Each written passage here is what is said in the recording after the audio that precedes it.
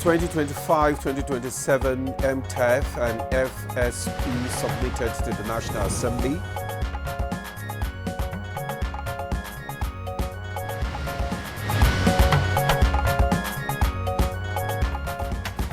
Senate receives presidential request for external borrowing of $2.2 billion.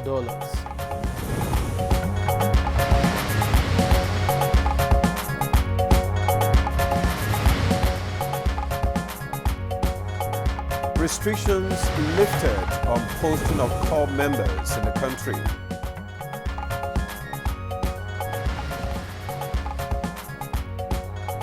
And on Good Morning Nigeria today, we shall discuss COP29 Summit on climate change.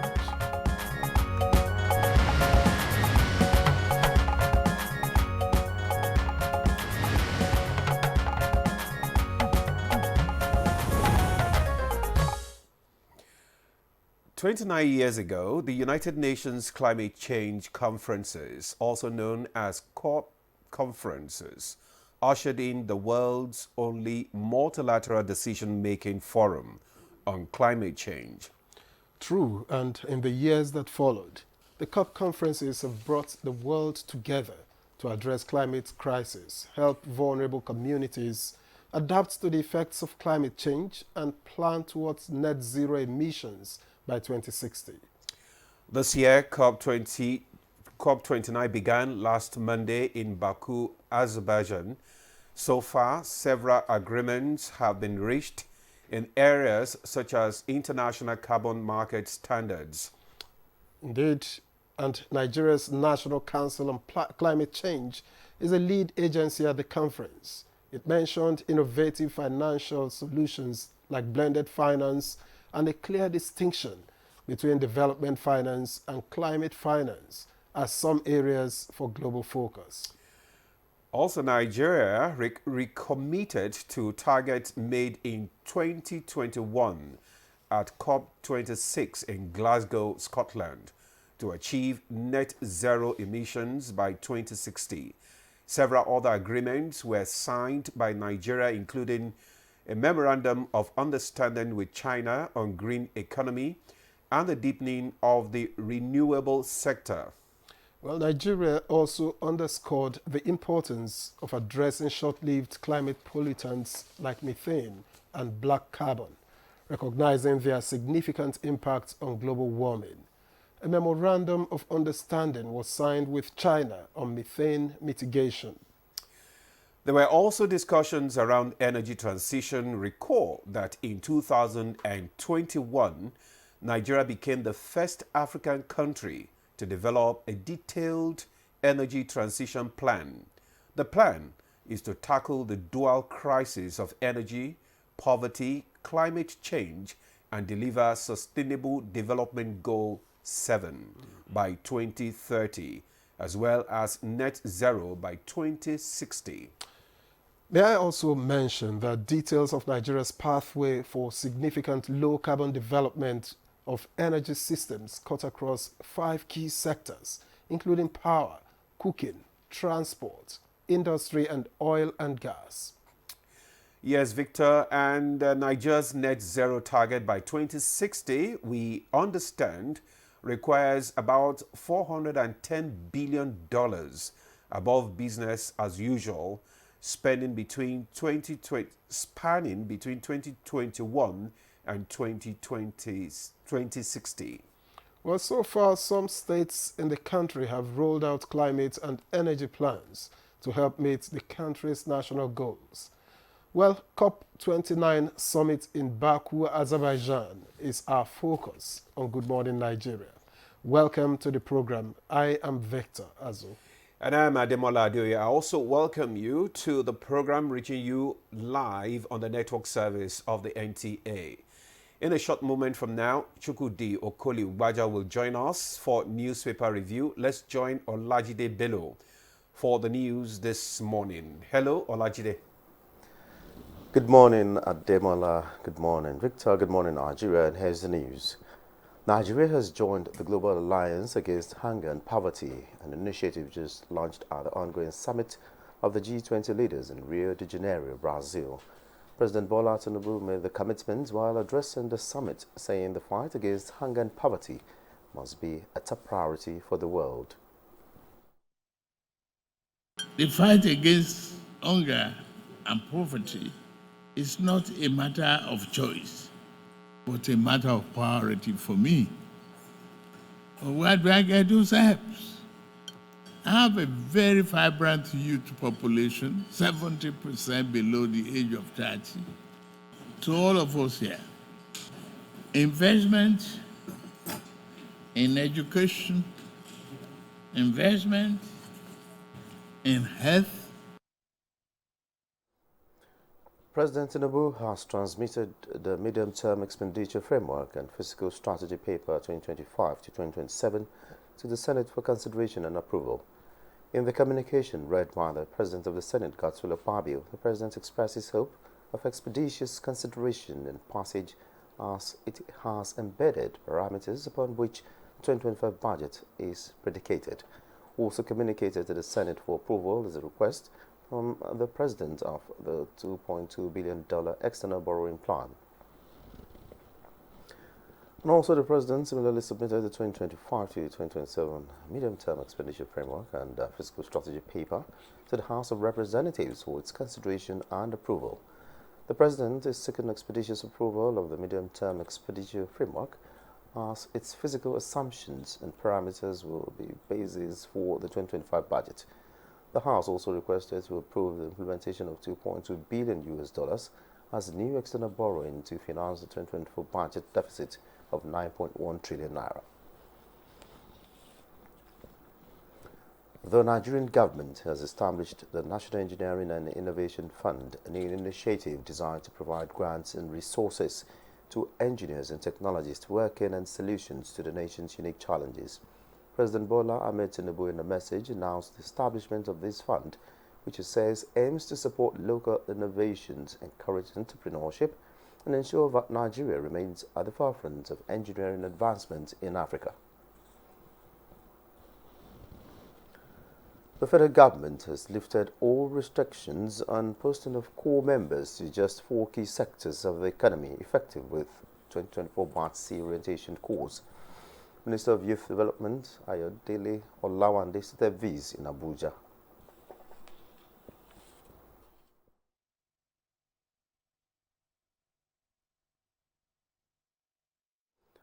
The Acting Chief of Army Staff, Lieutenant General Olufemi Oluyede, has ordered investigation to unravel the circumstances surrounding a viral video purportedly with a senior army officer and 2 soldiers in an altercation with a man and a woman within the Abuja metropolis. A statement by the Director of Army Public Relations, Major General Onyema Nwachiku, assures the public that due diligence will be applied to reach a logical conclusion. And that's the news for now. Good morning, Nigeria continues in just a moment with Victor and Ademola after this break.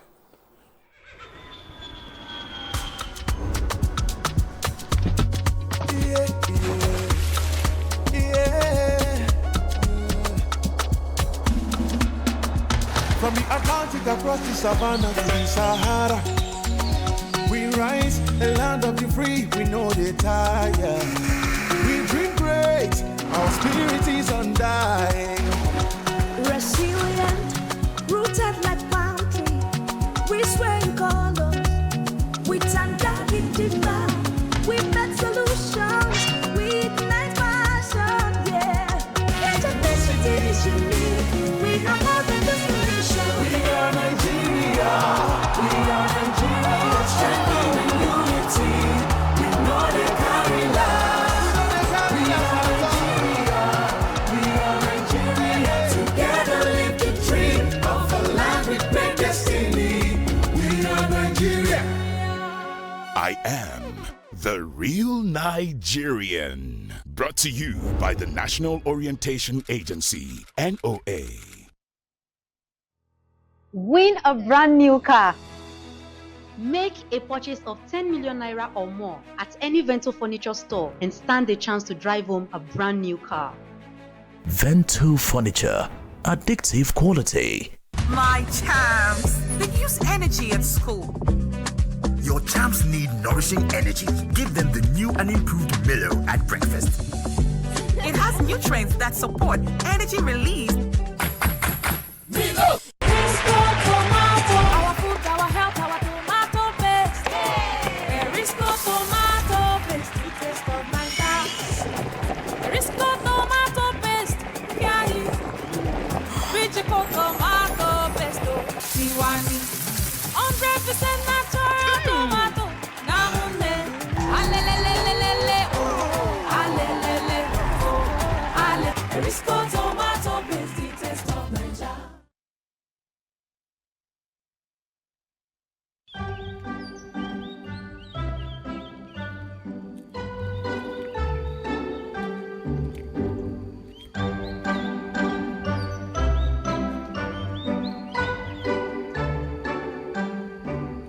Hey Eve, come and see the cool sales in here.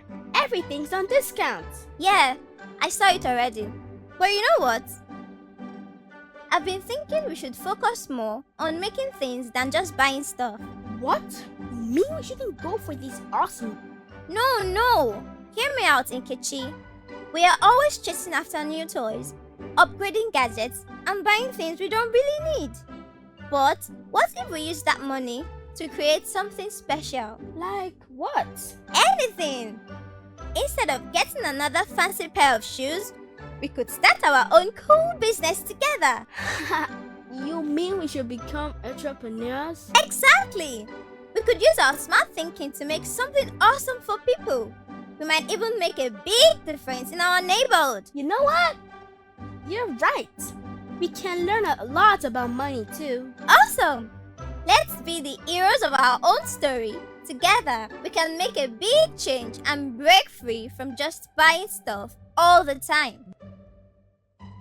One right action can make a big difference, right?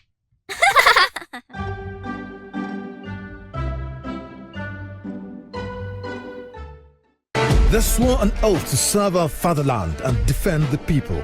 They traded their freedom, comfortable homes, and mortgaged their lives on the battleground for our unity and peaceful living. These are the great, loyal, and committed Nigerian armed forces who risked their lives courageously to safeguard our borders. But in the line of duty, many never returned. Nigerians, arise, let's celebrate our fallen heroes. Put on the remembrance emblem to support the incapacitated and families of our fallen heroes. Thank you for your patriotic commitment to Nigerian unity, stability, and progress. Parastatals, religious and corporate bodies to donate generously to the Emblem Appeal Launch. Send your donations to these accounts. Account name, Emblem Appeal Launch. Account number 393-200-7526. EcoBank Nigeria PLC. My champs, they use energy at school. Your champs need nourishing energy. Give them the new and improved Milo at breakfast. It has nutrients that support energy release. Welcome to the Emirates. This Saturday, Arsenal, Scott's got to be careful. Bukayo Saka! Nottingham Forest. He has rolled it to Hudson-Odoi, who finds his path closed, and in it goes! Arsenal versus Nottingham Forest. Live on Sporty TV. Sportybet sponsors coverage of the English Premier League. Thank you for staying with us. Let's now take a look at what the papers are saying.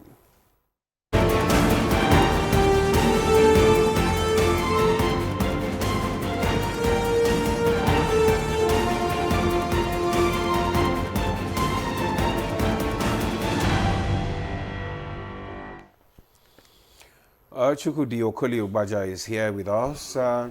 Good morning, Chooks. Good morning, Demola. How are you today? Doing great. I am under the weather, cough and cold. I'm in cough and Qatar. Hello, Victor. It's the season. Don't be afraid. I'm not going to give it to you. But remember, it's infectious. I have immunity. Well, let's begin with... Let me begin now. The People's Daily. And it leads with ICPC tracks 610 billion naira projects in 22 states. That story can be found on page 5. And just above that story, we have a double. With commitment and resilience, we will defeat banditry terrorism. That's according to Minister Badaru. And beside it, Tinubu seeks NAS approval to borrow 1.7 trillion naira. Approves restructuring of media team. You get details of that on page 3. And then just towards the bottom, NSCDC FCT parades 5 suspects for vandalism and theft. That one is on page 7. Police nab 2 suspects for killing uncle over witchcraft allegation. That's on page 6. G20 Summit, Tinubu endorses launch of Global Alliance Against Hunger and Poverty. Page 2. Beware of fraudulent contracts, projects funding claims. That's according to CBN. And then compensation for structures on Kuje Airport Road corridor to gulp 1.1 billion naira. That's according to Wiki, and it's on page 21. With that, we head for the blueprint, which leads with this story. Senate seeks expeditious action for Tinubu's 1.77 trillion naira loan request. And it has a rider. President transmits 2025 to 2027 MTEF FSP to NAS. All right, and the picture story, of course, shows President Tinubu and others at the G20 Rio Summit. And just after that story, ICPC tracks 610 billion naira projects in 22 states. NDDC, NEDC, others to follow. And beside it, military remains guardian of Nigeria's unity, democracy. That's according to IBB and Abdul Salam, others. And finally, core members now eligible to work in banks, oil and gas. That's according to FG, and it's on page 7. Ajayi rejects outcome of Ondo governorship poll, heads to tribunal, page 9. And Shatima Akpabio senators pour tributes on late lawmaker Uba, page 7. And just before I drop this paper, of course, reference to the uncle that was killed for alleged witchcraft. The parrot tells one, the other. 2 men arrested for killing uncle over witchcraft. And the other replies, incredible. He couldn't bewitch them to escape. All right, Demola. All right, thank you, Victor. I have the New Telegraph newspaper with me. And just above the nameplate, we have hardship. World Bank, IMF prescriptions have failed Nigeria, Africa. Gambari says Nigeria, Africa needs to define their problems, urges continent to strengthen institutions. Details of that story can be found on page 3. And the black strip there, it's federal government to establish National Youth Development Bank. Details on page 8. And below the nameplate, Core 29, Nigeria working towards achieving net zero emissions by 2060. Tinubu says North Development Center to Nigeria's prosperity. Then we have Wike, I will pay FCTA workers 70,000 minimum wage and 3 months arrears. That's Wike. While we are constructing new roads in satellite towns. The details of the story can be found on page 4 and 28. Tompolo alleges sabotage in fight against crude oil theft. ICPC tracks 610 billion naira projects in 22 states, FCT. Details on page 7 and 29. Shetima, Uba's free spirit, pull down political ethnic barriers. Then the major headline, drug trafficking, 10 Nigerians, 90 other foreigners executed in Saudi Arabia. Amnesty International, AFP. Details can be found on page 2 and 29. Ondo Gaba PDP candidate Ajayi rejects results, heads to tribunal. Court killings. We are losing our husbands. brothers, Edo women lament. That's the details of that story can be found on page 6. Housing crisis. Reps committee advocates urgent FMBN recapitalization. Farmers, scientists, others urge reps to ban GMO in Nigeria. Nigeria's debt burden to hit 123.437 trillion as Tinubu seeks 1.767 trillion loan. Details on page 4 and 5. And in Borno, 15 soldiers, 40 insurgents killed in renewed attacks. Details of that story can be found on page 2, 3, and 29. WHO and 76,000 African women die of cervical cancer annually. Well, Chooks. Yes, Demola, economics is not one of my strong points, but when you hear that the Senate is seeking expeditious action for Tinubu's 1.77 trillion naira loan request, you want to say, I hope we're not getting to the point where we should all get alarmed. The Debt Management Office has not raised any alarm. Remember, in the, toward the termination point of the Buhari administration, the DMO did, the Debt Management Office did raise, some slight alarm, little alarm over. So the question you ask is, I hope we can still sustain, this. Is it good for our financial health? When you bring in experts, they will tell us here, but it is something we need to raise. But the truth, the point is that it is already captured in the 2024 budget, the money being asked for. So this is just formal approval from both the House and the Senate. Let them just manage it well. What the economist says, if it's used for capital projects, yes, we're on the right path. I think, I don't know economics. I don't like parading what I don't know. I'm not deep in such knowledge. But I am one of those who think that Nigeria has not overborrowed yet. Remembering what potential it has to, when it gets more productive, all this is nothing, come to think of it. So the ultimate is, how productive are we making our economy? We just borrowed some money from AFDB the other day. So what effort is that going to, insert into agricultural pursuits? Because at the end of the day, agriculture, not oil, is the real show, so to speak, for Nigeria. But how much are we exploiting the God-given potentials of this country in that area? Our planning has to get better.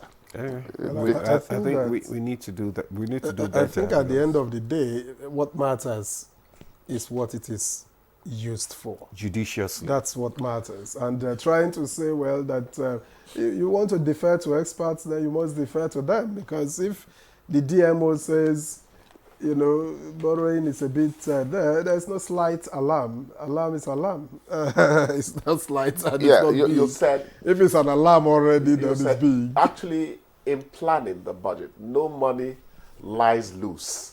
It must be for something. You just asked a question. It is needed to part finance the budget, deficit of 9.7 trillion, naira for the 2024 budget. So that's what it needs to plug. It's just and, that if you remember that the United States, as big as they are, if you know the amount of money they owe China, China is practically, the lender to the United States, come to think of it. So it does not really mean that you are in dire straits as such. At the end of the day, what we do with it. No. I was telling you that no estimate lies idle. It is meant for something. That is what you mean by appropriation and all that. Anyway, we should just check our borrowing because yes, it is said that the borrower because you have to pay. The borrower is always a servant to the lender. And you have to pay. It was worse. Mr. Zelibe in primary school told us, he who goes a borrowing goes a sorrowing. You've just taken me back.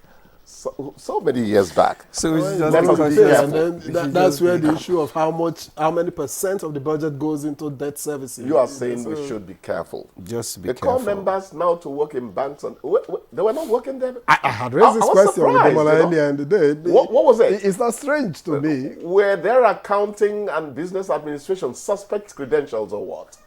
I don't understand. Members have been everywhere as far as I know. Yeah, but it couldn't have been written for nothing, you know? Come to think of it, I hardly see core members in banks. I didn't know that. That's why they are lifting the, at least, but oil and gas, restriction. Maybe banks, but oil and gas, because of the sensitivity of the bank, but oil and gas. Oil and gas. I'm not sure. Yeah, oil and gas. I'm not sure that many of them want to rush to Port Harcourt, NNPCL and all that. Please, let's not talk in ignorance. Journalists don't do that. We make sure of our facts, then we come out, you know, with all guns firing. Gambari, IMF, and World Bank have failed Nigeria. It's not just Nigeria they failed. Africa. Africa. That's what he said. Sorry. Africa. Excuse me. Sorry. Yeah, I failed Africa. You know, in those days when Walter Agoro would say we need homegrown democracy, I would say, what is this man talking about? Homegrown democracy? Democracy is democracy. But I think in the case of financing of budgets and all that, an internal solution may be needed.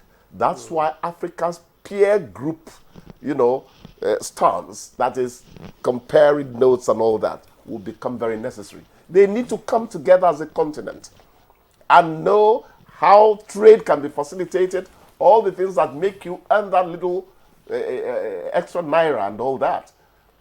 IMF and World Bank, I don't know how much they really have helped the continent. I don't. We keep listening to them. We keep listening to them.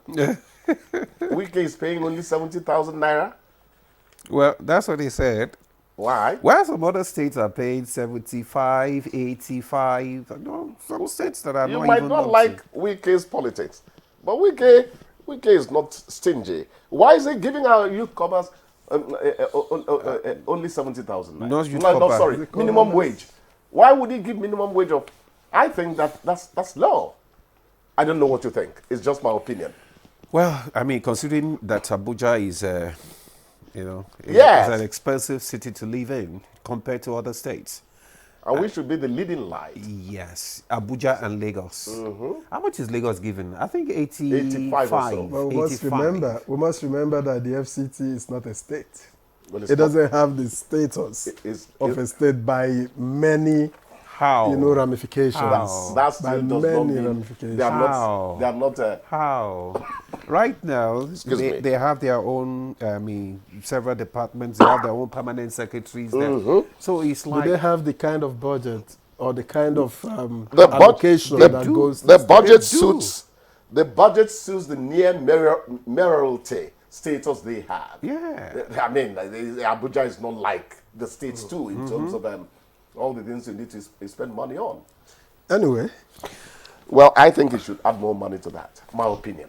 Yeah. Maybe there will be a second tranche. Maybe if he's watching, he'll say, what is this loudmouth talking about? You know.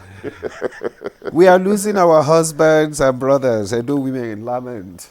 Well, who are they losing the husbands to? Cults. Cults. Cult wars. Cult killings. Cult killings. Who was it? Asaba, the new Asaba of Asaba was talking to the Inspector General of Police. Yeah, just yesterday. Yahoo boys and what do you call them? They are practically taking over Asaba. We are in trouble in this country. Whom did we become? When I talk about it, I sound old-fashioned. We were not this way. So when did the disconnect happen between us and our children? And now they've gone haywire. They don't even listen to us anymore. Well, mine still manage to listen to me. But I think something is terribly wrong in terms of the tangent. We have to keep talking about it. We have to. So that thank you. They own this country. Demola and Chukudi are crossing to the other side. Well, anyway, folks. we must thank you now. Thank you so much. Thank you for your time. Thank you. Make sure you grab a cup of coffee on your way out. Thank God you don't tell me to break a leg anymore. All right. Good Morning Nigeria continues just after this break. Please stay with us.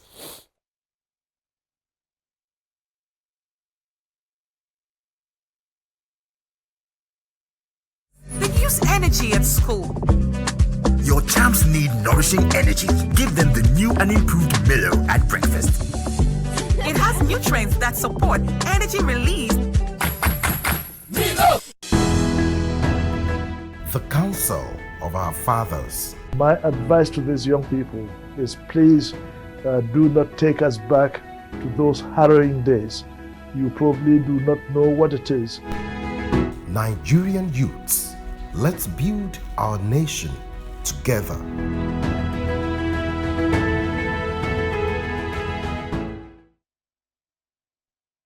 The federal government of Nigeria warns vandals of national assets, electricity transmission towers, cables and other facilities to desist from this act of sabotage. Vandalism is a serious crime punishable under the law. Vandalizing electrical equipment will affect millions of Nigerians, including your loved ones. Remember that national assets belong to all of us, hence the need to protect them. Report all cases of suspicious movement around electrical facilities to security agencies. When you see something, say something. This message is from the Federal Ministry of Information and National Orientation in collaboration with the National Counter-Terrorism Center, NCTC, Office of the National Security Advisor. My champs, they use energy at school. Your champs need nourishing energy. Give them the new and improved Milo at breakfast. It has nutrients that support energy release. This Sunday, live on Sporty TV. Bienvenidos a Bilbao, bienvenidos a San Mamés.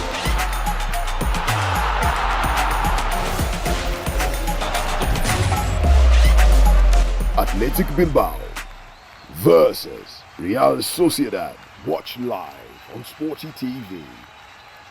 Brought to you by SportyBet. Play with champions. Nigeria means a lot to me. And Nigeria means peaceful cohesion. My country. We continue to pray, and then hopefully we will come to understand that unity of purpose, unity of living together. Our ethnic beliefs and background and culture is our strength. Ever since the amalgamation period of 1914 to date, about 109 years ago, the people of Nigeria live very peacefully with one another. I think diversity helps a lot to enhance robust development in Nigeria. All over the country, you have so many ethnic groups, over 250. That is enough to tell you that this is a blessed country that, God has kept, together as one individual entity.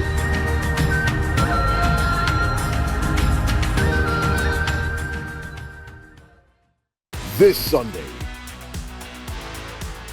Napoli.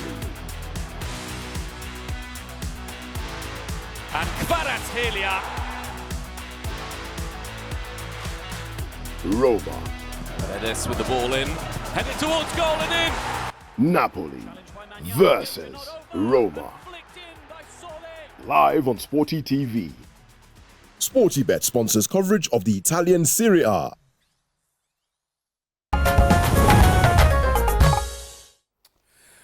Thanks for staying with us. You're still on to Good Morning Nigeria on the network service of the NTA. Before we delve further into our conversation for today, let's listen to this background report by Oyeyemi Ajayi. Nigeria's participation at COP29 in Baku, Azerbaijan, focuses more on efforts of the country in the mitigation of the effects of climate change. This supports the world's efforts to address climate change and its effects, and has been the subject of discussion for almost 3 decades at the annual Conference of Parties COP of the United Nations Framework Convention on Climate Change. This year's COP is the 29th edition of the conference. Nigeria is there to advance its climate change agenda and related issues, and also have high expectations. Nigeria's long-term low-emission development strategy and carbon markets program have already been commended by the conference parties. The country has committed to starting efforts towards achieving net zero emissions by 2060, as promised at COP26 in Glasgow, Scotland in 2021. Parties are negotiating a new collective quantified goal, a more ambitious, transparent and predictable climate finance target that better addresses the needs of developing countries for mitigation, adaptation and loss and damage. The second week of the 29th session of the Conference of the Parties to the UN Framework Convention on Climate Change started on a high note, with parties adopting a number of decisions. Some of these were negotiated at the UNFCCC's subsidiary bodies in June 2024 session, including several decisions on capacity building and extension of the mandate of the working group facilitating the implementation of the local communities and indigenous peoples platform. Parties also adopted decisions agreed to during the first week of COP29, including on matters relating to least development countries and technology. Now, will some of these decisions and agreements be implemented domestically amongst countries, especially in Nigeria? What are some of Nigeria's gains so far? Our guests will be answering these and more questions shortly. All right, many thanks, Oyeyemi Ajayi, for that background report. Let's now begin introducing our guests for the conversation. And let me begin with Dr. Chimereme Ohajinwa, who is here with us in the studio, environmental toxicologist and public health expert. She is the team lead C-Circle Foundation for Sustainable Health and Environment. A pleasure to welcome you to Good Morning Nigeria. Thank you, sir. Also joining us this time from our Kaduna studio in Kaduna State is Professor Awal Farouk Abdul Salam, Professor of Applied Meteorology and Environmental Sustainability, Kaduna State University. Welcome to Good Morning Nigeria. And Good Morning Nigeria. All right. Also joining us via Zoom from Baku is Representative Samuel Onuigbo, former member of the House of Representatives and sponsor of Nigeria's bill for the current Climate Change Act, and Southeast representative on the board of Northeast Development Commission. Welcome to Good Morning Nigeria. Thank you very much indeed. Right. And still joining us via Zoom from Baku is Dr. Nkuruka Madweke. She is the DG CEO, National Council on Climate Change. Dr. Nkuruka, you're welcome to Good Morning Nigeria. Thank you. Good morning, everyone. All right. Let's just stay with you, Dr. Nkuruka, being the DG CEO of National Council on Climate Change, and we know that you are there. Can you just tell us about the COP29? What exactly are the objectives of COP29? So very clearly, the objective for this COP, nicknamed the Finance COP, is to ensure that we firm up on the climate finance objectives and commitments. One of the things that Africa is asking that is, in addition to the 100 billion already pledged, is that the developed countries would also scale it up to 1.3 trillion. And we're also saying to them that there has to be a reform of the current finance architecture to ensure that what is called climate finance is climate finance and is not confused with development finance, which are two different things, and to ensure that the developed countries meet their pledges, that is no longer talk as usual, but those talk will be matched with clear investment opportunities and options. And then secondly as well is firming up on Article 6 of Paris Agreement that touches on carbon markets, basically firming up on the structure for Article 6.2, 6.4, and also 6.8. For us as African, for us as Nigeria, the carbon market presents an opportunity for us to have what we call non-oil revenues to ensure that we're able to meet up on our NDC priorities as well. Thank you. Many thanks, Dr. Maduekwe, for your opening remarks. Let's just get across to our Representative Samuel Onibo, who is not too far from where you are there. Good to see you. Mr. Onibo. Yes. Just wanted to find out, I'm sure you've listened to Dr. Maduekwe. What have the proceedings been like? Does it look to you like it's going in a way that it could be more productive than the last time out? Well, thank you very much indeed. We are making progress in that things are getting, taking a proper shape. By this, I am talking about even as a continent, we are negotiating and speaking with one voice. If you have had the chance to read the speech by Mr. President presented by the minister, you would find that everything we said there, yes, we're taking our position as a nation, but it's aligned, if you are discussing this issue of carbon market, it's aligned with the position of Africa on the issue of carbon market. And why I say that this is making progress is that last year during COP28 in Dubai, Mr. President activated a committee where he appointed the director, the DG of National Council on Climate Change, and the chairman of Federal Inland Revenue as co-chairman on how to activate the market. And then, if you look at that, you will find that that is based on the law.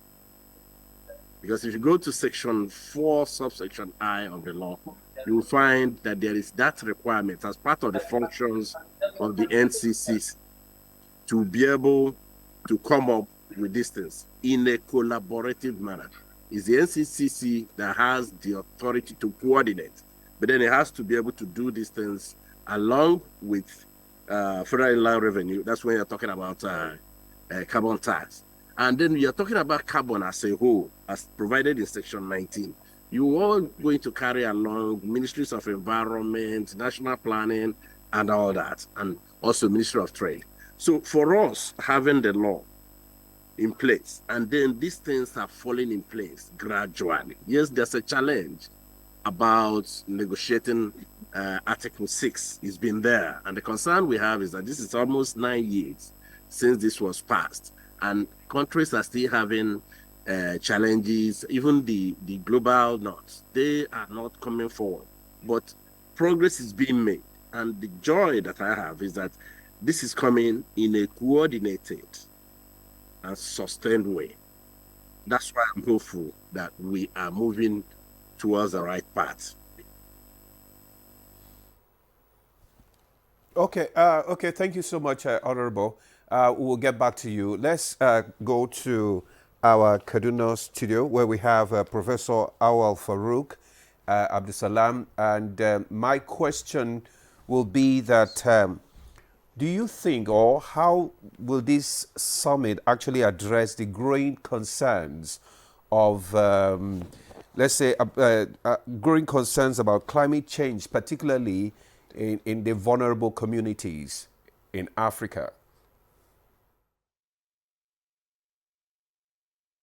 That's a very good question because all this climate discussion, negotiation, and the conference of parties of 29 years, the benefit or the main the focus of it is to trickle down to the downtrodden, and they're the most vulnerable people to be affected by this climate change from all angles, especially here in sub-Saharan Africa and in Nigeria, where by geography and by our underlying socio-economic factors are readily vulnerable to the climate, to the changing climate, and we are witnessing these vulnerabilities and reactions to it. So coming back to the negotiation, like I said, this is the 29th year of these negotiations.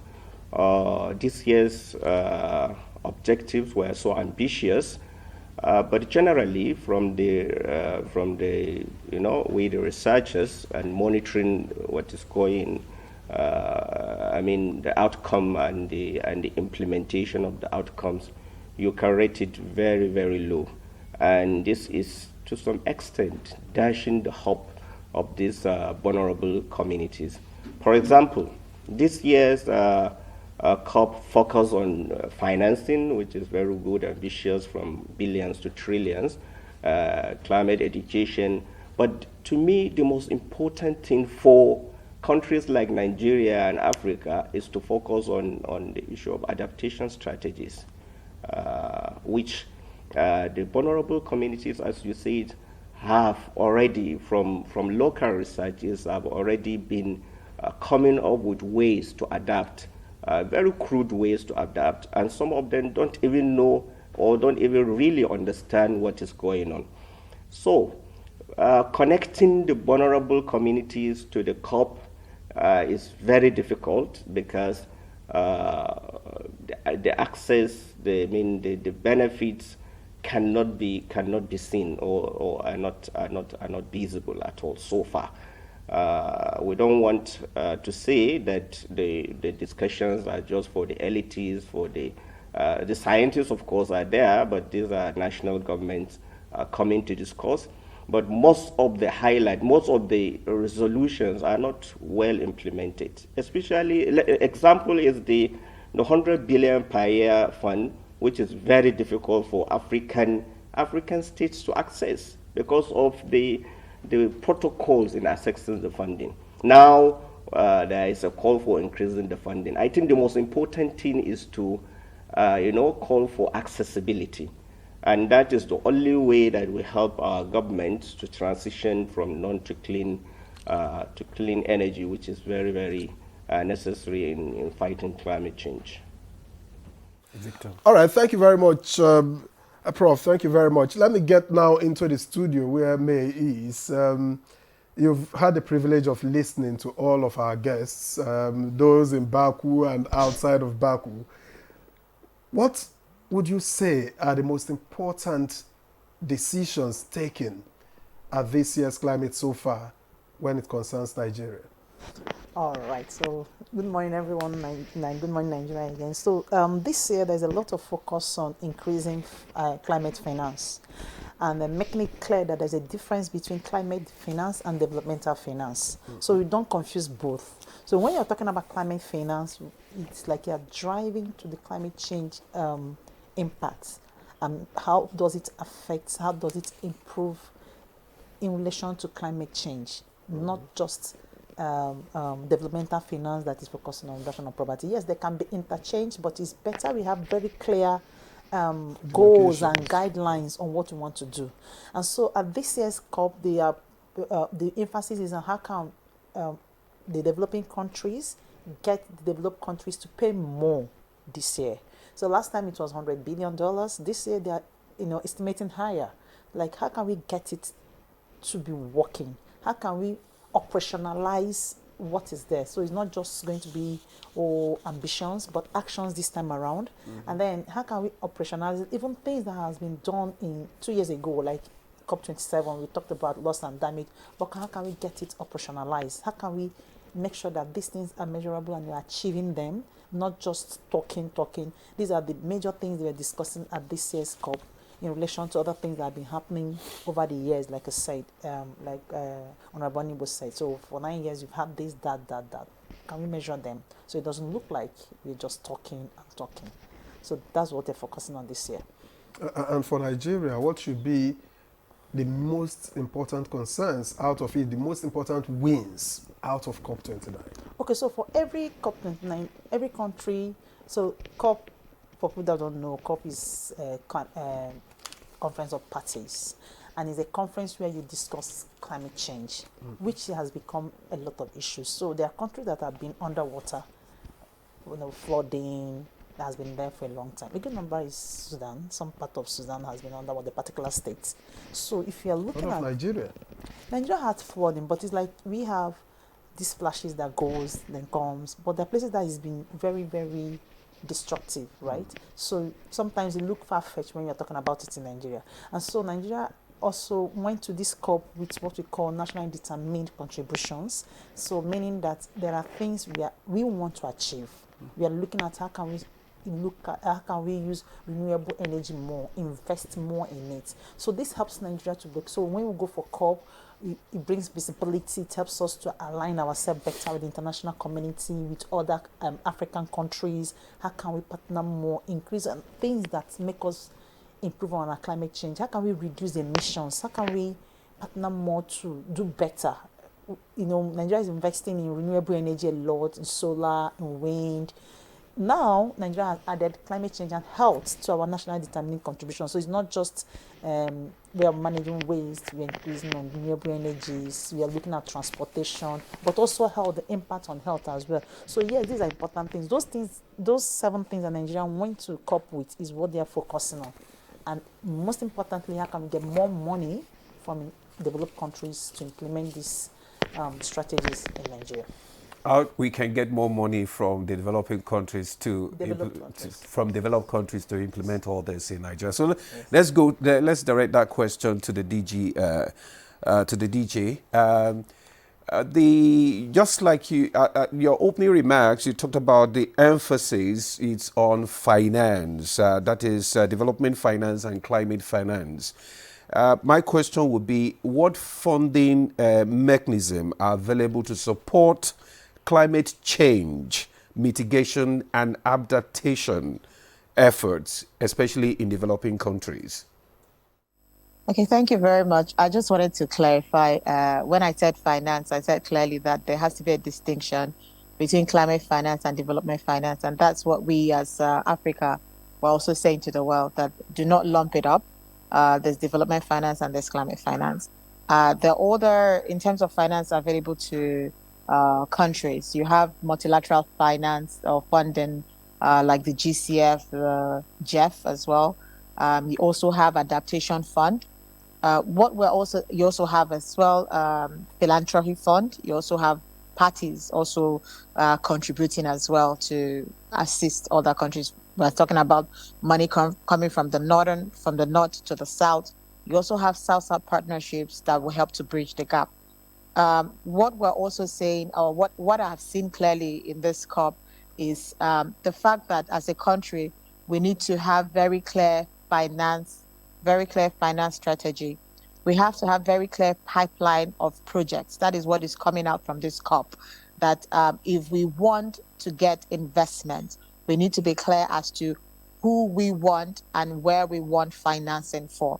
And then as well, one of the things we are saying to them is that we don't want loans. We're already overburdened by loans. How can you help us to build our resilience with regards to adaptation? Because that is very key for us as Africa and as Nigerians as well. We're saying to the global community that we did not contribute to carbon to climate change. Our emissions are as low as 3%. I mean, we're talking about the continent. And so if at all you're going to help us, you have to help us build resilience with regards to adaptation. Yes, we understand that mitigation, yes. But one of the things we have seen is that a lot of people want to fund mitigation and not adaptation. Why? Because can you hear me? Yes. Because we can hear you. Okay, thank you very much. Because with mitigation, you have high return on investment. But with adaptation, it's more like there's really no, profit in that. And so you see, the focus for them is mitigation. But the focus for us is adaptation. And that's what it is we are chasing.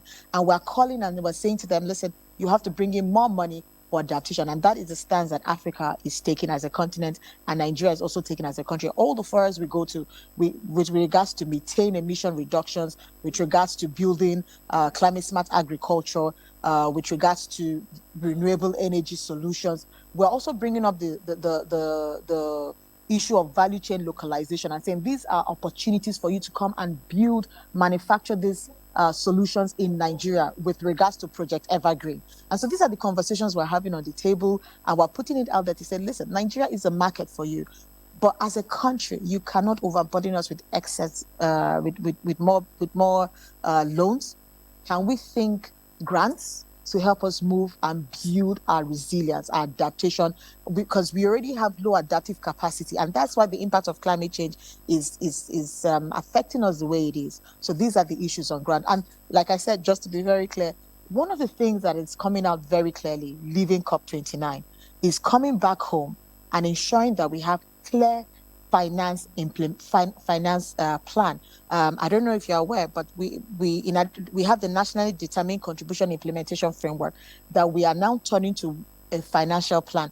And what is doing for us is that we are merging the energy transition plan, the NDC implementation framework, which we're turning to a financial plan, the adaptation compacts that we have, and also to merge them all together to ensure that Nigeria has one clear document that can tell any investor, with regards to adaptation, bring in money here. With regards to mitigation, bring in money here. So taking away from COP29 is Nigeria needs to have very clear financial strategy, investment pipeline of projects that will be able to drive in investment. And again, important is operationalizing the climate change fund that is in the Act. With the climate change fund, Nigeria is able to warehouse multilateral financing, multilateral funding. We're able to also get money from, as well, the National Assembly. We're also able to get money from states and coerce it together, collect it together, and be able to address the issues in the subnationals. Like my colleague in the States said, again, what is coming out again, I'm so sorry, what is coming out again from this COP is there has to be an alignment from the national to subnational. And one of the good things that has happened in this COP was that we were able to bring, as the National Council on Climate Change Secretariat, we're able to bring participants from the states, from the subnationals. We first and foremost trained them as negotiators, and secondly, what it is we did, we were able to bring them with support from the funders, from donor partners, because you have to bridge that communication gap. These things happen at the subnationals. At the national, we do the law, we do the policy, but at the end of the day, these things happen at the states, and so the states need to be on the table. They need to understand, and so these are the things that are coming out of this COP29 that we're going back home to Nigeria to ensure that all these issues are effectively and efficiently addressed. All right, thank you very much, Dr. Maduekwe. I'll just cross over again to Representative Samuel Onigbo. When you were pushing for the climate law, when you were pushing through your bill, what you envisioned, what you envisaged, how far have we come with implementation as a country? Have we lived up to expectation, given how many years have now gone by? Are we where we ought to be? Because Nigeria also has its own responsibilities. When you are calling on others to meet you at certain points, you also have responsibilities to meet them, somewhere halfway. So have we reached where we ought to be? Thank you very much. Well, it's a great ambition. So maybe imagine that we have already reached where we ought to be. No, we have not reached there. But one thing is clear. The law in itself, the Climate Change Act, when we were working on it, or when I sponsored it in Parliament, we came up with the view that we should think into the future. And I'm happy about some of the things that are coming up. I listened to the DG very carefully, and she talked about bringing in the subnationals. So in terms of what the law has done or what the law is helping them to do, yes, the law has made all these provisions. She also talked about the climate change fund. It's provided for in the law. And we thought about all these things ahead. And then on the other issue of the subnationals, the law provides for a representative, that's the chairman of the Governors Forum, to be on the National Council on Climate Change whenever they sit, whenever Mr. President presides. Similarly, the law also provides for the president of the Association of Local Governments of Nigeria, which is 774 of them. What this has done, actually, is that it does not stop there. It also provided for the inclusion of youths, women in their own rights, apart from women who are coming from Ministry of Women Affairs, and then even people with disabilities and the private sector. So if you look at it generally, you will see that the law has a wide provision, is ambitious in nature, and we also using this opportunity to encourage the subnationals to come up with their own climate change governance frameworks so that they will understand these things better. Like the DG said, the position is clear. Nobody, the climate change emissions and all that, they do not come from the villa. They come from the Aso Villa. They come from villages where we burn the forest, where we fell trees, where we do engage in some funny minings and all that. Or those who are, refining fuels in the local areas. So these are where the emissions are coming from. So, but the law is quite ambitious because it has provided for these things to be done. So for me, I think we have a great opportunity, we have hope. And it's important that from what the DG said, they are not just working on today, they are trying to capture the law the way it is. Law should be, fully implemented. And what I will perhaps say here is that, yes, I sponsor the law or the act in the parliament, but we're also looking for a way for the government to make sure that it understands that it has a near perfect umbrella organization like the National Council on Climate Change. Today, you've seen people come from Ministry of Women Affairs, you've seen the minister here. People have come from different aspects, aviation and all that.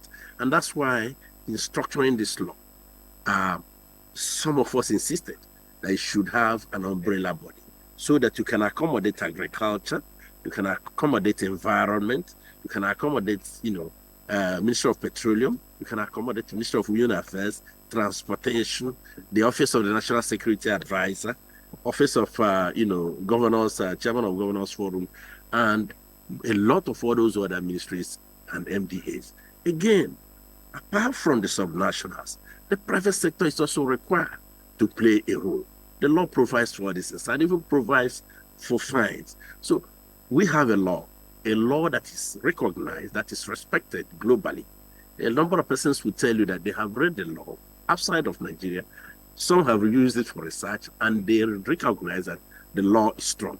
So it is the implementation, the support for the National Council on Climate Change, so that they understand that it's no longer, one ministry that is saddled with a responsibility. No, we have a coordinating body that is cooperating, collaborating with Ministry of Environment, Ministry of Trade, Federal Inland Revenue, Ministry of, Water Resources, and all that, to be able to come up with things that we require.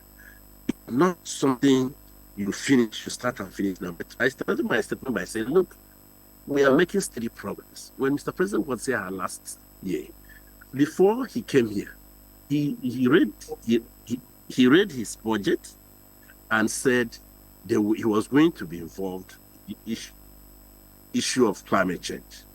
And he did that in paragraphs 23, 24, 25 of his speech. And he has gone ahead to begin to exercise leadership in a very admirable manner. So these are the things you require from a leader. He was there, he led from the front, and he got involved on even how we're going to triple renewables.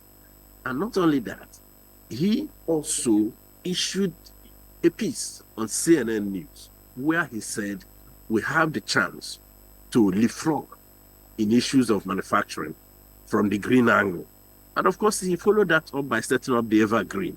And that Evergreen, if you check, you see that we have similar organizations in South Africa, in India, in Indonesia, to be able to propel development, bearing green manufacturing and green industrialization in mind. So we are taking this thing step by step, and it's important that we have the law, we follow it, and of course we'll arrive at that destination that we have in mind. Thank you very much, Honorable Onuigwo, for that, your comment there.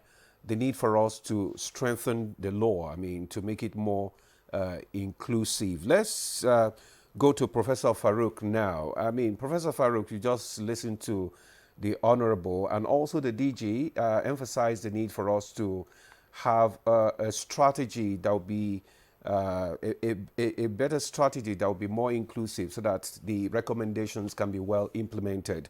My question will be, what strategies do you think can be employed to enhance climate resilience, especially in the subnationals or in the communities in the country?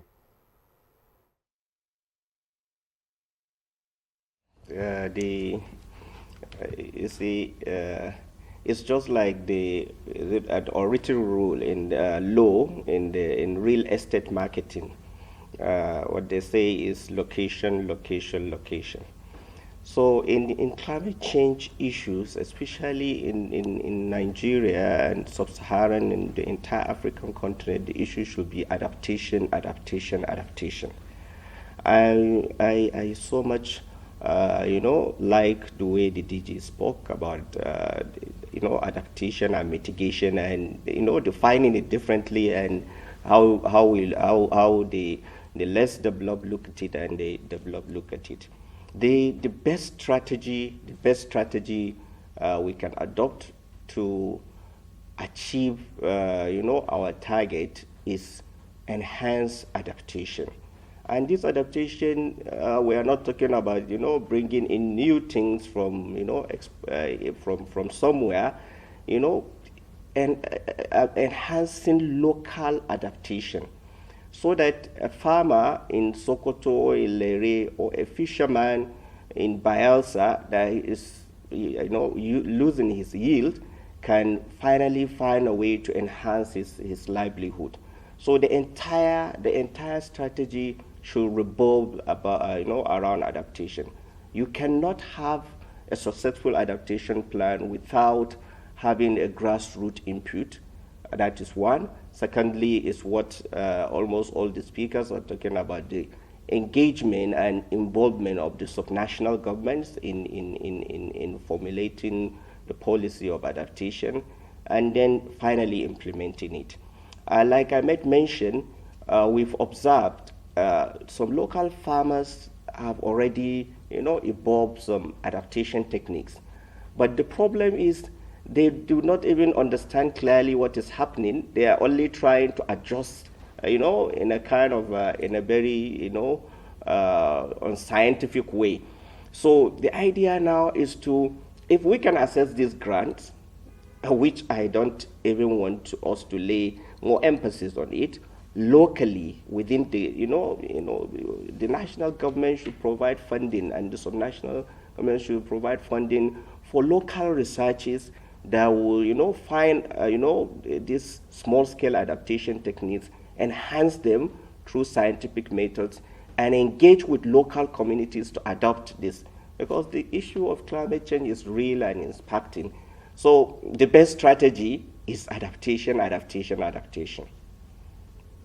All right, thank you very much, Prof. Adaptation, adaptation, adaptation. I don't know how much Dr. May agrees with you, but for me, at the end of the day, when we talk about COP and climate change and all that, the ordinary Nigerian, it's looking like you like, what are they talking about? How do you begin to bring it down to the level of the ordinary Nigerians to be able to follow as well and chip in with their own, bits here and there? Yes, you're right. It sounds a bit abstract to a lot of people. What they are concerned is, I want to eat, I want to be comfortable. I don't know what you're talking about, right? And then, but if you have had an experience where you experience flooding, experience all of this, you and compared to what used to happen, is that the awareness is coming closer home. Things that don't used to happen is happening now. Our seasons are not the way it used to be anymore. They are having rains more than you used to have, or not coming as it's supposed to come. So even if you say you don't care, to an extent, you are beginning to be aware like something like this is happening. Maybe some animals you're seeing, you're no longer seeing them. You're cutting down trees you're not supposed to cut, and then you're beginning to have things you're not supposed to have. Earlier this year in February, there was a lot of, which wasn't common, right? It wasn't like that. The dust was so much, at least in Abuja. So that also means that there was increased hospital visitations. So if you have children that have respiratory issues like asthma, there was increased hospital visitations. So people are beginning to say, oh, what's going on? Why is it that it's not clear anymore? It's because, yeah, the sound or the dust from the Sahel are having free access to us. Those things that could have been blocked by trees the trees are no longer there. So they just come easily. So yes, the normal people or people that are most vulnerable to it are not getting it.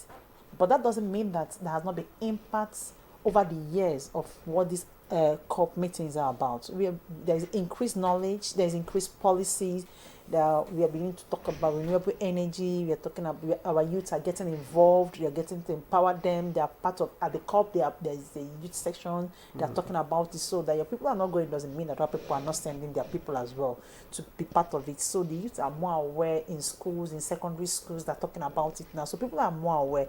So the issue now is how do we move it to action that will really have measurable outcome, right? But yes, people are not seeing it. But if you can ask the normal a farmer, they are beginning to experience it a little by little, and then I think Nigeria is putting in a lot of effort in it. But do they know what they are experiencing? When you say they are beginning to experience it little by little, do they know what it is they are experiencing? Yes, that's what I'm saying, that there's a lot of increase in knowledge about what is going on. So because if you're in the agri sector, there's a lot of increase in it. You're looking at food security. Why am I not producing as I'm supposed to produce? Is either there is drought or there's flooding. So what's going on? So there is also indigenous knowledge about how to know these things that we didn't study the science of the indigenous knowledge. It's like the indigenous knowledge just lost. But we are bringing it back when you go for agri meetings and seeing how do we communicate it better to people. Is it a language barrier? What is it? Is it finance? So these are some of the things that have been the benefits of going for these COP meetings, as we are having better visibility, international collaborations, youth engagement, policies. We didn't have National Climate Change Council before, now we have it. So there's a lot of impact that is making, and more people are getting to know about it, and it's just having it to sink home and you relate to it in your everyday life from any sector where you are. So you might not be in agri, you might not be in health, but is it happening in your own sector? Being able to understand that this is what is going on and how can we adjust, apart from, yes, we are hungry, I want to eat, I don't care what they're talking about, but how, if I don't care, what does it mean in the next 10 years? It becomes, this is one area where awareness, where enlightenment becomes so important. And that's why I want to ask the DG, I don't know how much you are prioritizing, creating awareness, reaching out, advocacy, publicity, or whatever you call it in those terms. How much is that a priority for you? I was going to raise my hand and say, oh, can I talk? So thank you for asking me this question. What you've said is the key word, awareness. And for us is collaboration and synergy. The media is so key to everything we're doing as Secretariat. With the media, we're able to cut across different demography. And when we say media, we're talking about radio, we're talking about the print media, we're talking about the online, we're talking about TV. And our strategy is for us to work closely with the media. And then also work closely, because we already have an agency in Nigeria that his role is creating awareness. And that's the National Orientation Agency, is to have that relationship with National Orientation Agency that has offices in the 36 states of Nigeria and the FCT, to be able to ensure that we get to the states, we get to the subnationals, we're able to speak in your language and help you understand what is climate change. The first one. The second one is, what are the NDCs? Because for us, in reviewing the NDC 3.0, the third generation NDC, we're not going to do it just at the national. We want to be able to get conversations from the sub-nationals, and that's why we started with the national stocktake, that we're able to get to the sub-nationals and ask them, what do you think Nigeria has done with regards to climate change, climate action and climate implementation, right? And so it's very key. We are very at the forefront for us, and priority for us is working closely with the media, working closely with agencies like the National Orientation Agency to ensure that we're able to even go to the local governments, working closely with the CSOs, civil society organizations, who are also food soldiers, who know this, we'll call them koro, these inside places, and have been engaging all this while with these people, and to ensure that we have a uniform, collaborated approach. And that for us is the strategy we're using as a National Council on Climate Change Secretariat, to get this information, like Dr. May said, to get this information and increase awareness of this information, to get people to further understand that, yes, you're having the impact of climate change, but what is this climate change? Why is it important for me to change the way I do certain things? Why is it important for me not to just indiscriminately throw plastics and all that? Why is it important for me to basically behavioral change? And for you to have behavioral change, understanding is key. And we need to get the people to understand. And again, at the forefront for us is capacity building. How would we get the press to share this information? Capacity building is important. To work with the press, to build the capacity of the press, to be able to inform the Nigerian public about climate change issues, to be able to bring the public along, to help them as part of the dialogue, as part of the conversation. Again, we're also looking at working closely with the young people as well, the youth, because Nigeria is a young population, and we have more youth, in terms of our demography. And we're talking about the future. We're talking about sustainable development, which is ability to meet your current needs and not affect the future to also meet its needs. These people need to be on the table. Awareness creation is key. So we're looking at all different areas. We're not just looking one way. Where for us is working with all the relevant stakeholders to ensure that the women are involved, the young people are involved, the youth, of course, Ministry of Youth, Ministry of Women Affairs is very important. These stakeholders to ensure this message across gets to the right.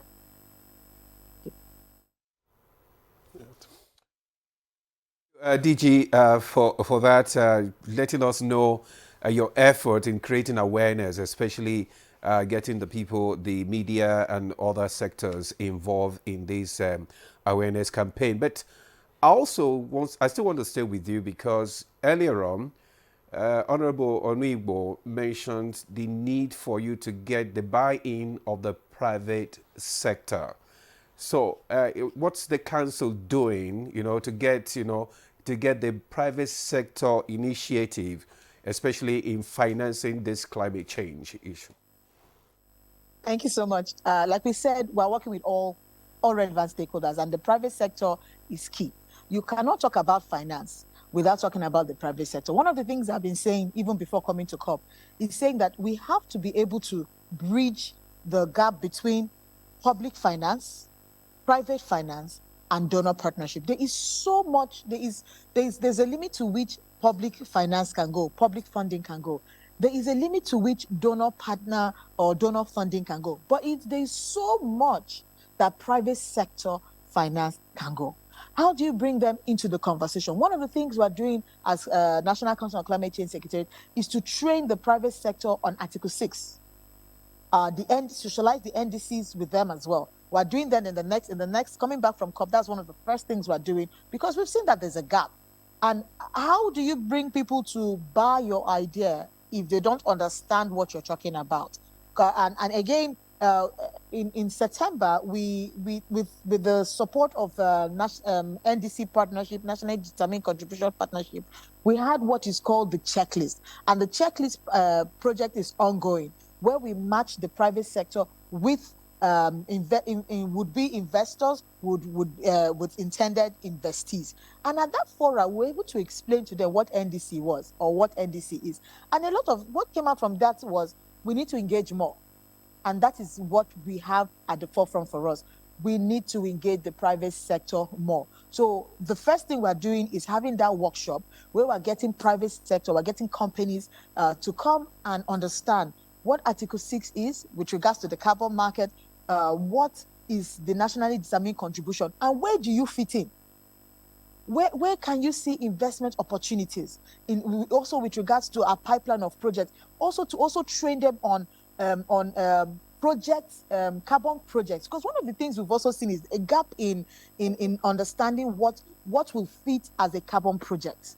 And so for us, it's also building their capacity so that they can also engage and to say to them, this is a market for you. I'm told that there's a lot of I remember talking with Abuja Chambers of Commerce, and they said to me, we have the money. I said, I agree with you. You have the money. I need to bring you into this conversation so that you can help us to effectively achieve our NDCs. And so one of the things we're also saying to them is that your investment is going to be aligned with our NDC priority sector. So not just investments, but investment to help drive Nigeria's NDC priority sector. Because one of the things we're also being told at this COP29 is to have a more ambitious NDCs. Well, how can we have an ambitious NDC without finance? And so private sector is important.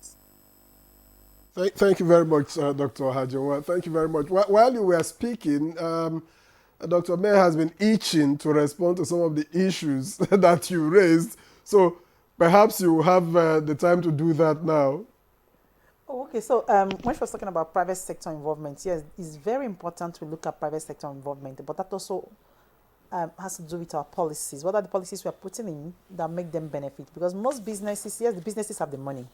Government cannot do everything. That's public financing, right? But the policies are important. So the business, first of all, even if they're investing, they are going to make profit first. That's usually so. The policies are important that we set in such a way that they make profits. The business environment is very good for them. I'm in a consulting, so private sector part, you're coming in, and sometimes you see this blockade and you're wondering, are you sure we want to make progress? So we need to get it done because they have the money to invest in research, in innovation. They have the money to test run whatever it is that they've talked about in COP. How does it work here? But so if the private sector is bringing money for research, bringing money for this to see what it is, can they make their money back? Because if they can't see where they make money, then there's really no need for them to invest. That's value for their investment. There must have value for their investment. Another thing that is going on now is that a lot of, in developed countries, it's a plus for you to be seen doing sustainable practices, right, for businesses. So it's not just like, oh, there are alternatives for me not to pollute the environment, destroy the environment. And that's the selling point for people that are interested in environment to buy your products. So if there are alternatives for you not to use plastic, and I'm also using a biodegradable material, and I'm getting what I'm supposed to get, a lot of people that are environmentally conscious will want to support that. So now, with that awareness, getting the businesses to understand that there's profit in this, in having sustainable practice. They also want to invest in that. But for them to invest in that, they have to do a lot of research. So after they've invested money doing the research, the policies or the policy environment must be good for them to be able to get back the money. But that research is important because they're going to publish it, other people are going to use it, and they start using it. So things that you think happen in developed countries, you want to copy and paste here, find out it won't work. So you need the businesses here to invest in research to be able to see what works in our context. So that's one thing I just thought I should add to that in terms of all right. sustainable practices. Thank you, Dr. May. Let's go to Professor Farouk now. We're talking about this adaptation strategy, but my question will be this: how can climate change adaptation be integrated, into our national development plan? Is pretty straightforward. Most of the plans we have a component that can, already adaptation is part of it, and even if it's not clearly part of it, can be easily, assimilated. So it's a pretty straightforward issue. Yeah. All right, Prof. Thank you very much. That was quick and brief. Well, let me get to Representative Samuel Onibo. Now, given your understanding and knowledge of what we set out to achieve with the Climate Change Act, are we falling short in terms of policy? And where would that be? What do we need to do in terms of policy to get us to where we need to be? Thank you for going back to the question you asked earlier. I think for now we have an act that needs support from the top, which Mr. President is providing, and then we need similar support also from the ministries, departments, and agencies, that their rules are also captured in the act. These are just basic things for us to do. And if we can do this and then strengthen, the strengthening here is by making sure that we work with the National Council on Climate Change as a coordinating body in line with their functions in Section 4 of the Act.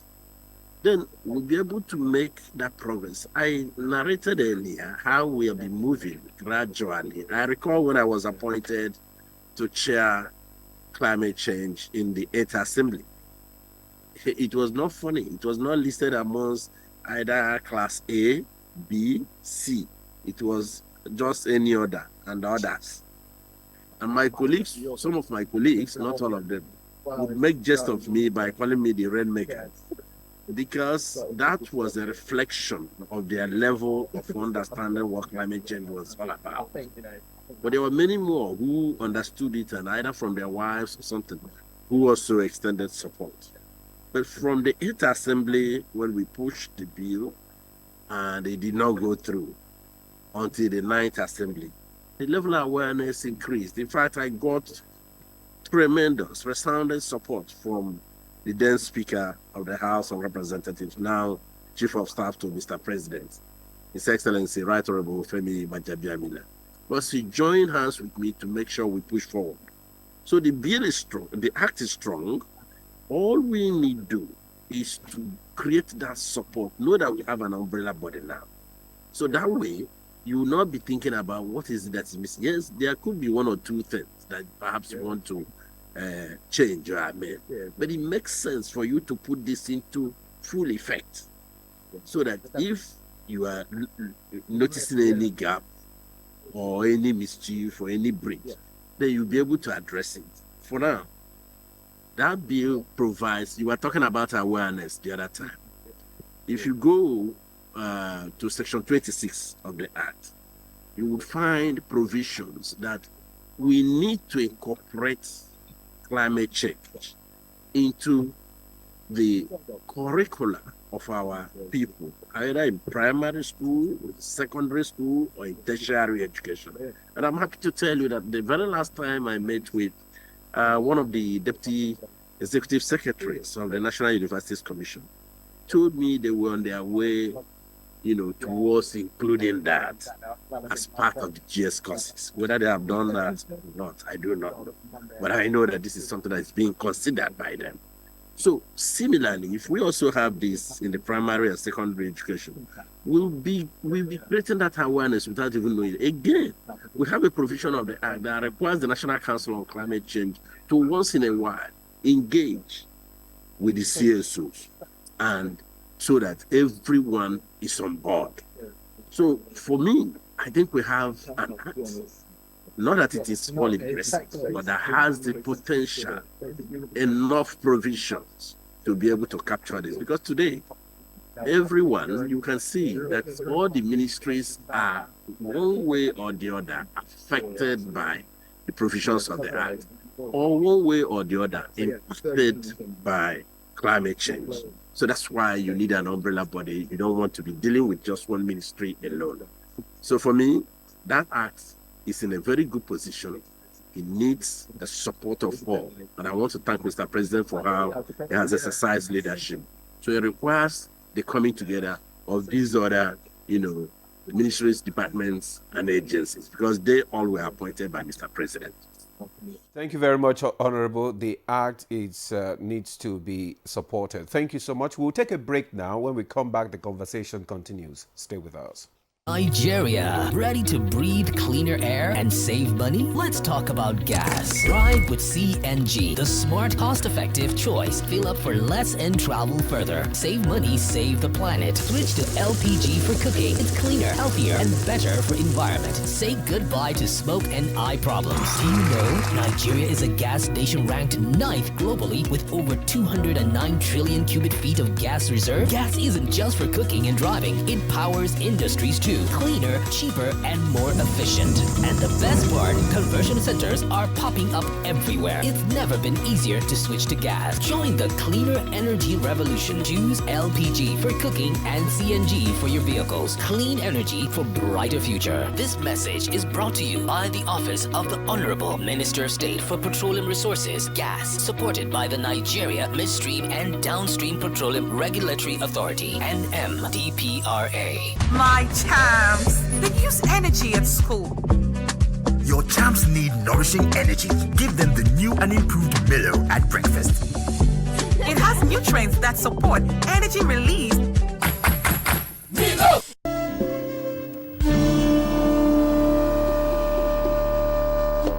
I think Amaka should just move out of the house. Yes. No. Standing out of the house is not the right thing to do. Oh, there you go again with your sentimental family stuff. Baby, if our aim is to stop this affair, it is best achieved under our roof. You do something terrible and you'll be acting innocent. What are you going on about? Don't ask me that question again. You couldn't even control yourself in the presence of our visitors. What are you accusing me of, woman? My son, I don't know how serious you are with my daughter, but there's something that needs to be done urgently before you move any further. Anything, just anything, just say it. I'm ready to do anything. There is a spell that needs to be removed. A spell? Family forever. The story of our lives.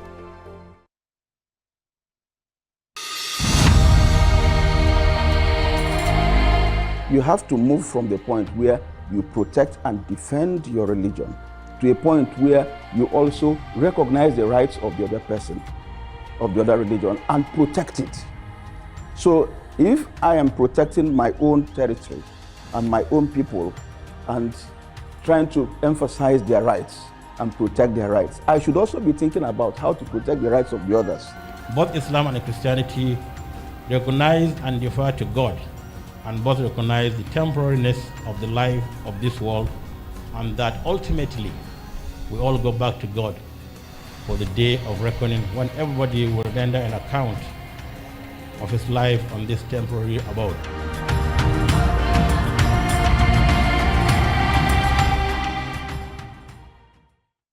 We have lost a rare gem. Join us for a night of tributes in honor of our dear colleague, Joy Osiago. I am Joy Osiago. Read it. On Wednesday, November 20, 2024, at the NTA Arena, Area 11, Garki, Abuja. Time is 5 p.m.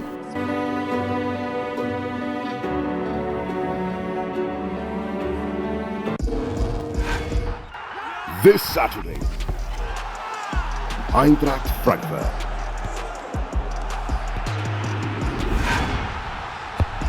Werder Bremen.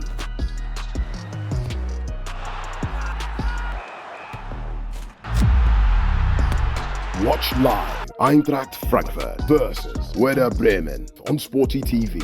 SportyBet sponsors coverage of the German Bundesliga.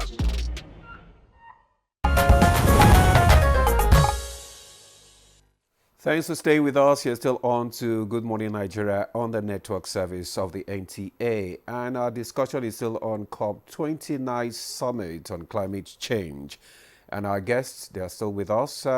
Let's go back to the DG because we gathered that you will soon be leaving us. So just want to ask you this question. What next steps do you think Nigeria should take to ensure effective implementation of COP29 agreement? COP29 agreement. So, like I earlier said, we're still at the negotiation table. We're hoping that they'll be able to agree with Africa's position with regards to the things we've tabled for Article 6 and also the climate finance. But like I said, one of the takeaways for us leaving the COP29 is coming back home and ensuring that there's an alignment with our net zero investment plan, the NDC implementation plan framework that we're turning to plan, financial plan, the ETP as well, and the adaptation compact to ensure that there's a synergy and that we're able to produce one document that shows an investor very clearly a pipeline of projects and investable opportunities or investment opportunities. That for me is the key takeaway from COP29, because we cannot be asking for finance, we cannot be asking for funding, and then we do not have a document, we do not have a clear strategy to show investors or investors where to invest in. Yes, we have the ETP, yes, and several other documents, but let there be an alignment and synergy. So those are part of the things we're also working towards. And then very clear as well is ensuring, for me again, to take away from COP29, that all the voices are part of our NDC review, NDC 3.0. The Ministry of Finance is key. In time past, you have not seen Ministry of Finance take the lead with regards to NDC development.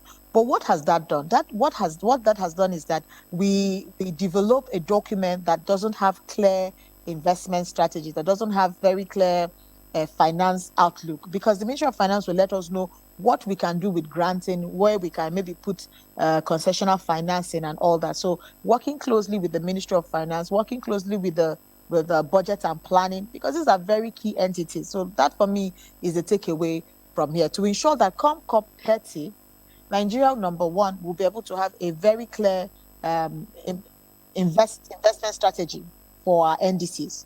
Number two, that we have been able to close the gap between the subnationals and the national.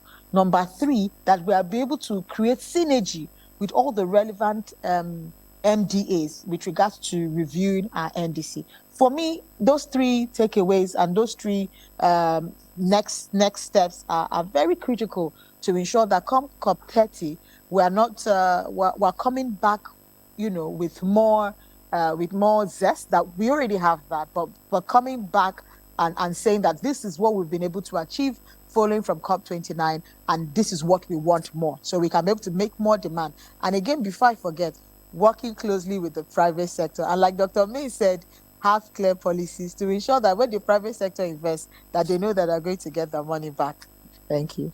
All right, thank you very much, DG. Let me quickly get to Representative Samuel Onibo so that we can let both of you go. Now, the issue of financing climate targets and reducing carbon footprints have, elicited arguments between small polluters and the big polluters. Where has COP29 led us in terms of this debate? And has it been able to resolve the issues here? Well, before I answer that, let me quickly touch on a few things that the DG said about getting the Ministry of Finance to be part of what they want to develop, particularly looking at the NDCs that we are going to come up with in the near future. For, I think next one is due next year. The important thing there is, yes, I want to commend her for acknowledging that there's need for that collaboration. But why I'm using that word is because the act clearly captures the Ministry of Finance. It captures the Ministry of, National Planning and Trade and the rest of them. That these ones, Ministry of Justice as well, these ones that have roles to play, because in structuring this act, we started thinking into the future. So it's important for you to get the Ministry of Finance and Ministry of National Planning to please, for them to come on board, even the Ministry of Trade, because these things are not just done in silos. They are done in a collaborative manner to be able to get the desired outcome. Now, on your question on whether we are making progress, you had the DG, negotiations are still ongoing, but there's no doubt whatsoever that following the inaugural climate summits of African heads of state and governments in September 2023 in Nairobi, Kenya, a lot of awareness and a lot of strategy, has come up around Africa so that when we're doing things, we're doing it in a coordinated manner. Because if you were to go one by one, you probably not make the impact. But coming together now as a team, we get attention, and from that attention, we are likely to achieve, very useful and fruitful resolutions. So that is about that one. But there's no doubt, even the issue of Article 6, on carbon market that we talked about, that is contained there, Article 6 of the Paris Agreement, whether you're talking about 6.2 or 6.4, 6.8, these things require knowledge. And it's important that Nigerians begin to study, look for information so that the knowledge gap is reduced. So that when we come out as Nigerians to discuss these things, we are sufficiently, adequately armed to be able to talk about them and extract, the kind of outcome that you want to extract from negotiations. So we need to look at those things and make sure that we are working as a team. There's no doubt, with the kind of leadership that Mr. President has provided, he has exercised leadership on this issue of climate change far beyond, maybe what a lot of people are yet to capture. So with that, following his pronouncements with actions, verifiable actions, I think we are on the right path. And in no doubt, and in no time, we'll be able to begin to see the values. But let me conclude by saying that there are also people who are engaging with other donor agencies and as either organizations or even some of the subnationals.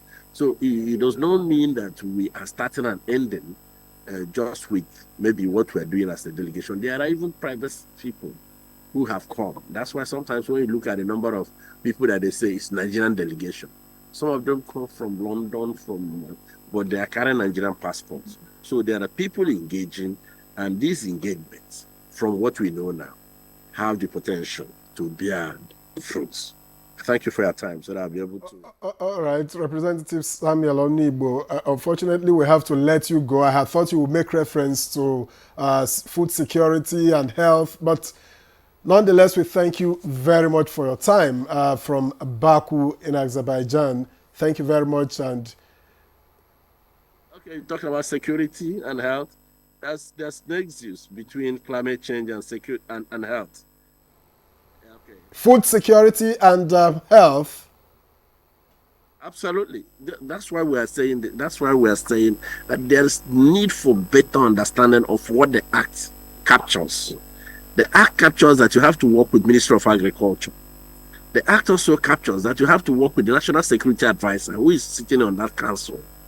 So because it is only when you have that security, you are producing enough, you have food security. But if you have insurgency, banditry, or people not being able to go to their farms, at the end of the day, you are likely to have challenge with your food security. But if you have what you have planted over a period of time, destroyed by flood, wiped away by flood, or desertification, it has the potential to impact and create problems for you in your food security. So these things are intertwined, they're integrated. So we have to, that's why I'm saying we have to look at the Act, follow the provisions of the Act, and now work together to be able to achieve our aims. So Representative Samuel Onigbo, we thank you very much for your contributions to Good Morning Nigeria this morning. Thank you for your time. Let me also thank Dr. Nkiruka Madwekwe, DG CEO, National Council on Climate Change. It's been a pleasure also having you talk with us from Baku in Azerbaijan. Permit me to add a bit on the health aspect. As you know, we're also adding health as one of the priority areas for us in the NDC review. So that also says to you that we've identified that health is very essential to us meeting our climate actions, and also seeing the intersection between climate change and health as well. Because when you have flooding, the health is your health is impacted. When you cannot feed, you have malnourishment and all that. So there's a very clear intersection between health and climate change. So thank you so much for the contribution, and we wish you fruitful engagement in your meeting. All right, back. Yes, thank you so much.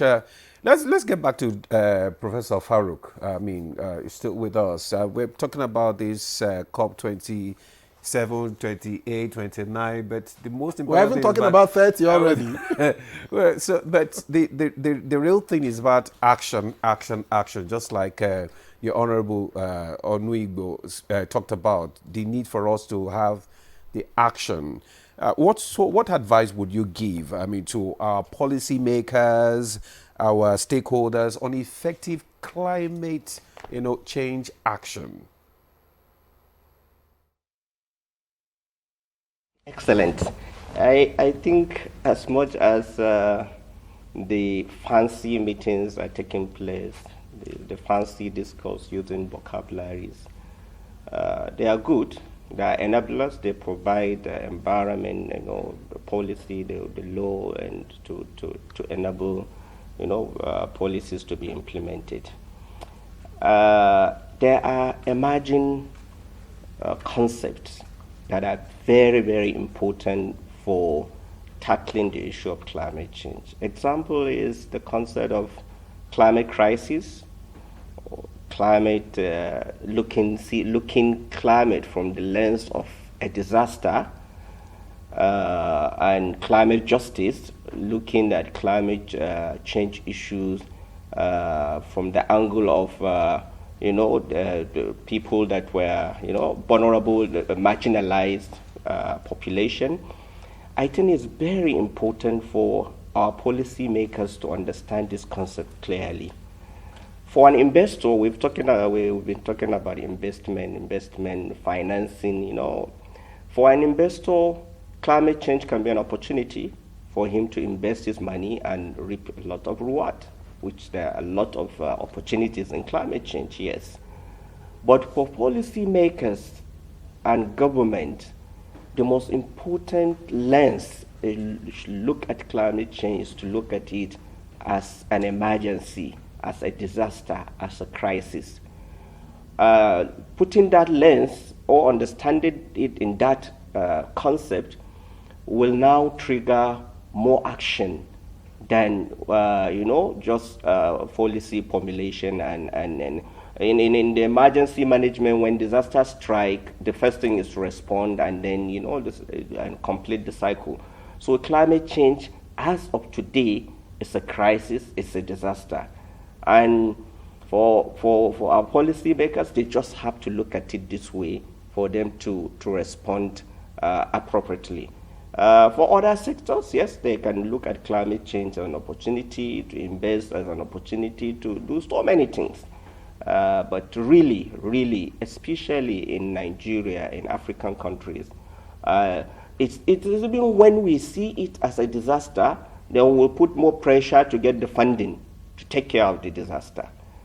But if we continue with the elitist meetings and fancy meetings, then the real marginalized people that are more vulnerable to climate change will continue to lavish in anguish, in poverty, and in death, because climate change can bring death directly. And we are seeing it already happening. So it should be taken as a very serious issue. It should be at the front of any discussion, and should be given that attention of an emergency.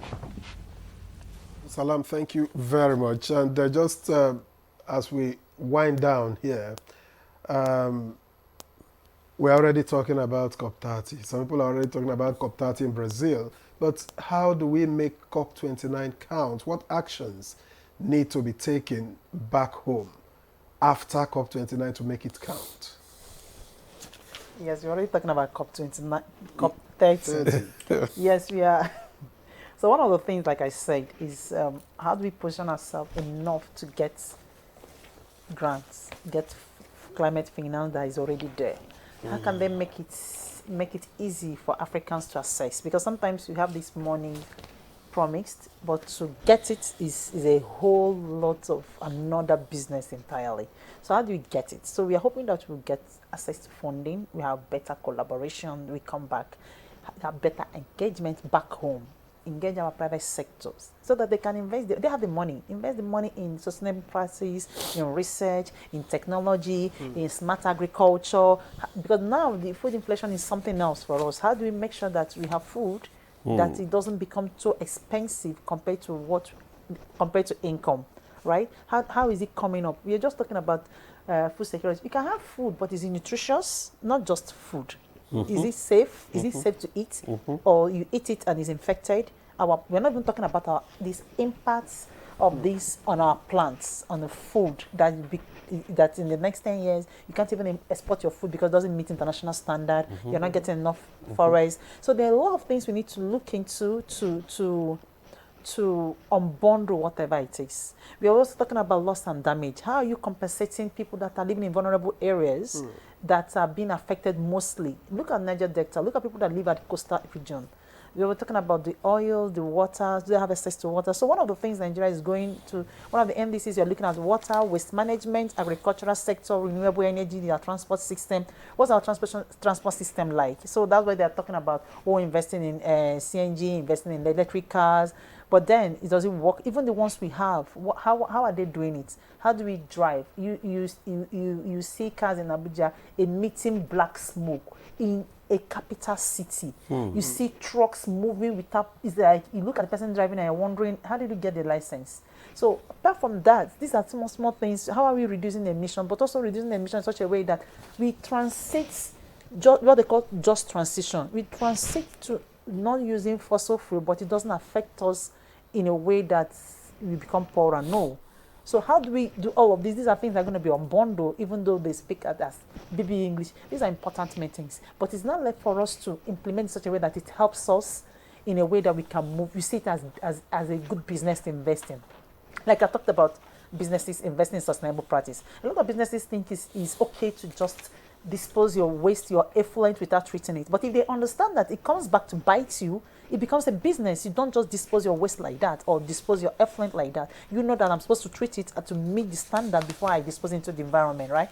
But until you see it that way, how are you affecting the community? So if you just destroy the Niger Delta, tomorrow you won't have business. So if you take care of Niger Delta, that means there will be business tomorrow. So by the time you start seeing sustainable businesses or sustainable practices as good business, then you look at it differently with another lens. So these are things I want to say. Yes, we are planning for COP30, but we need to sit down and unbundle it. Okay. Unbundle it with different sectors. All right, I think we just have enough time to take the final word from Prof.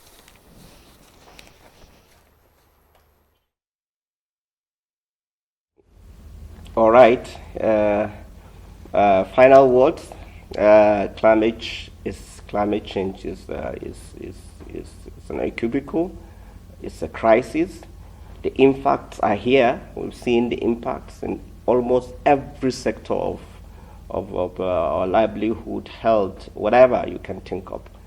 And as quick as we understand that this is a global and a national crisis, as soon as we act, we act the way we're supposed to act. A lot of awareness, a lot of campaign. I'm happy the DJ has taken that on it. And then the solution is to have adaptation strategies. Our adaptation strategies can be so many. Even providing friendly energy for domestic use is one of a strategy that can really help in alleviating suffering for people at the down level. So making energy cheaper, accessible, and affordable is one of the major strategy, I think, in every serious society will really look at it. Thank you for the opportunity. Thank you so much, Professor Farouk, for your contribution this morning. Professor Awal Farouk Abdusalam is the Professor of Applied Meteorology and Environmental Sustainability, Kaduna State University. Thank you so much for your contribution. The impact is here, the impact is visible, and we need to act. Thank you. Also, we want to thank Dr. Chimere May. I have final words too. Your final word? Yeah, I think you spoke. You have said it. So maybe another time. Another time. Thank you, environmental toxicologist and public health expert. Thank you so much for coming. We'll have you again so you can give us another final word. Well, that's Good Morning Nigeria. That's for today. Thank you so much for joining us. And I am Ademola Adeoye. Do have a lovely day. And I'm Victor, so we'll see you again tomorrow.